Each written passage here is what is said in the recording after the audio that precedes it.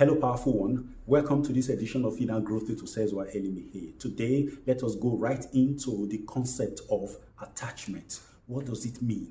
What I'm talking about right here is a mental state in which a human being finds value in themselves on the basis of what they have, on the basis of the relationship they are involved in, on the basis of a certain social attainment.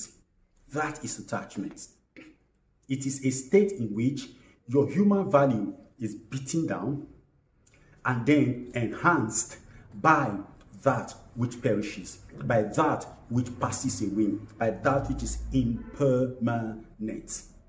When a human being becomes attached, begins to find usefulness, begin to find certain things as central to their being, that they cannot do without them, then the person becomes attached to that thing. It is an addiction of the highest order. Some people cast aspersions on people who are addicted to hallucinogens, like, things that make you high, things that make you forget your immediate circumstance. That's not what I'm talking about. We are talking about things that make you unable to find value in that which is authentically you. When you are attached to something, it simply means that you have ceased to exist as a being of inherent values.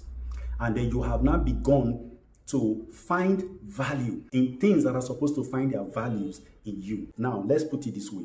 The addict is not that person that is attached to one form of drugs or the other. We all know that we have our own addictions. Some of us who are speaking in front of this camera at some point couldn't do without that dark brown, almost black, blue-black soda. They couldn't do without it. They will eat a meal and go for a bottle. At least they will take a bottle a day. That was an addiction. And there are people who are addicted to different types of things. What it simply means is that you do not find fulfillment. You do not find joy without taking those things. Those things seem to add some kicks to your life. What it means is that there is a gaping hole in your value system. You, at some point, had been robbed of value in certain areas of your life. And now, along the line, this thing came and filled that place. And ever since, you have not been able to let go of this thing. It doesn't mean that this thing is really of service to you. It's not adding any value to you apart from that emotional value, which says, with it, I am okay. There are people who cannot step out of their houses without certain type of ornaments. If they were to leave their houses without those ornaments and you force them to actually go out without them, they are going to feel very uncomfortable throughout their time outside.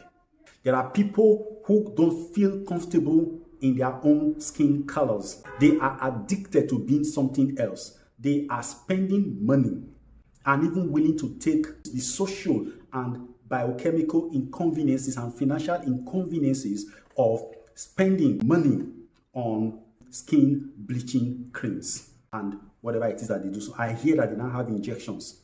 Not a problem. It is a choice that they have made. But remember this, that these people are addicted to that which they are not. It is one thing to be addicted to something other than you, that when you get it, it makes you feel important. You are addicted to a kind of person that when you are with that person, when you are dating, having a relationship with that person, you feel very important. There's something like that. But in as much as it's not the right thing, because you shouldn't find value in yourself in relation to another person. You are value enough. You are more than enough. You are powerful enough. You are full enough. You are complete enough. You don't need anything out there to complete you. You are just complete. And you don't need anything out there to make you feel worthy, to make you feel special. You are just special. That's why I say people should spend time in the mirror in the morning. Say good things to yourself. When you start it, you may not find value, but you will discover that that person you are speaking to in the mirror will begin to loosen up and brighten up as you speak to them in that mirror. Try it for 1 week. your self-value will begin to enhance. We don't need anybody else to enhance us. I don't have to have a relationship with anybody to feel fulfilled. I don't need to be married to feel fulfilled. I don't need to have a child to feel fulfilled. I don't need to have money to feel fulfilled. I don't need to have a career of any type to feel fulfilled. I am fulfilled in myself.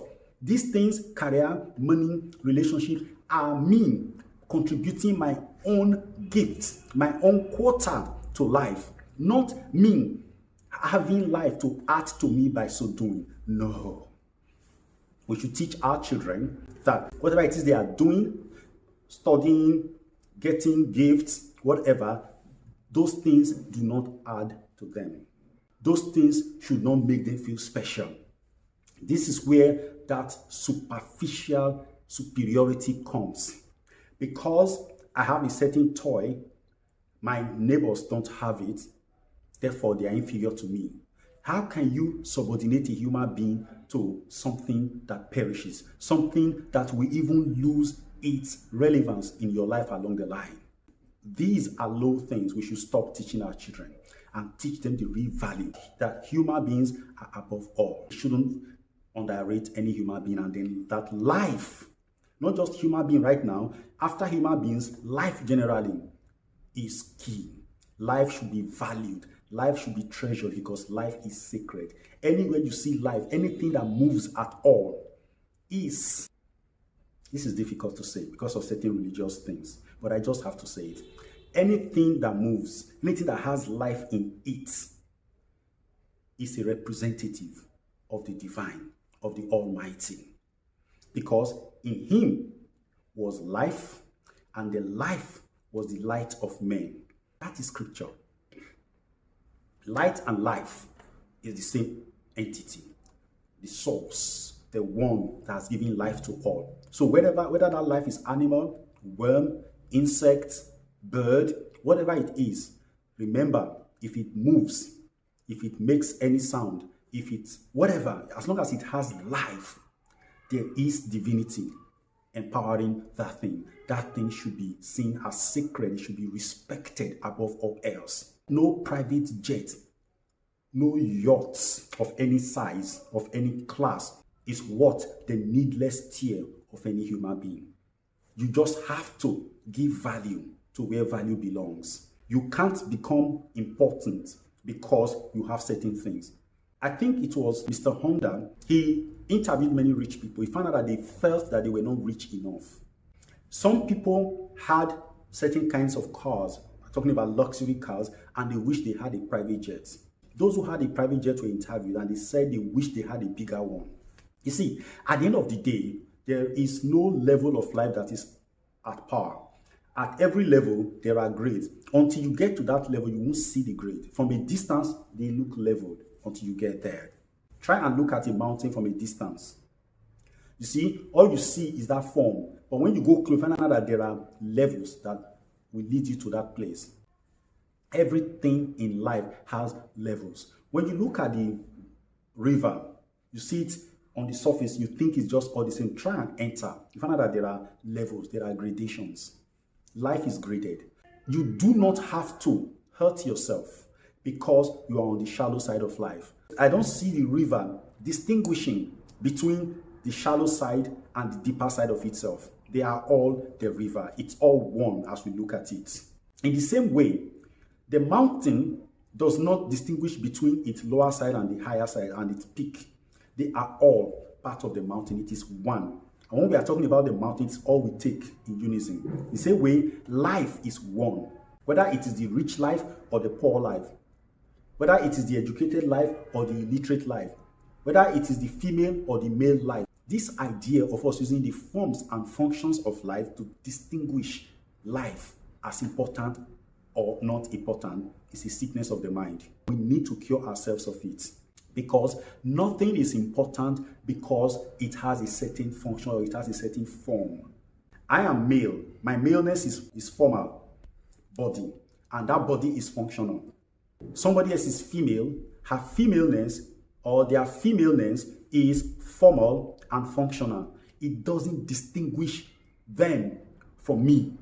We are all one. For me to not feel disrespected because somebody does certain things to me because they are female, but if a male did it to me, I will take it as okay. It shows that there is a malady, there's a mental malady festering on my inside. It needs to be cured. So this is why I say, don't be attached to your form. Don't be attached to your attainment, to your career, to your degree, to your whatever. Don't be attached to anything. When we talk about don't be attached, we are saying don't find a sense of value or the absence of it in relation to anything. You are value. Embrace yourself. Feel good about that. All the sufferings in life are attachment-induced sufferings. They are not real. There is only one form of attachment that is healthy, and that is the attachment to the idea of finding yourself, to discovering who you are. The attachment to the infinite, where somebody says, I am nothing without the infinite. I am nothing without the source. I need to connect with the source. On the basis of that, you can say, yes, I am attached because I want to know who I am. I want to know where I am from. I want to know what my function is. You are attached to that, then you are blessed. But when you are attached to other peripherals, which are incidental to our being here, you are not going to take them with you. So why should you base your self-importance on them? I have seen people who are proud of their profession. They feel, who are you to talk to me? Who are you? What have you attained? It's madness, it's sickness of the highest order. That is a height of illiteracy. You are not anybody special because you have acquired some certification. No. Yes, you've attained a feat which is purely intellectual. That is mine. That is not even you. You don't even know who you are. So pull away from this mentality of I am somebody if I am important when you don't need these things. You're already important. You're already somebody.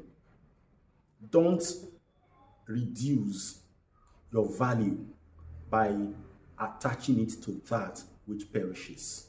It is a great disservice to life. Thank you.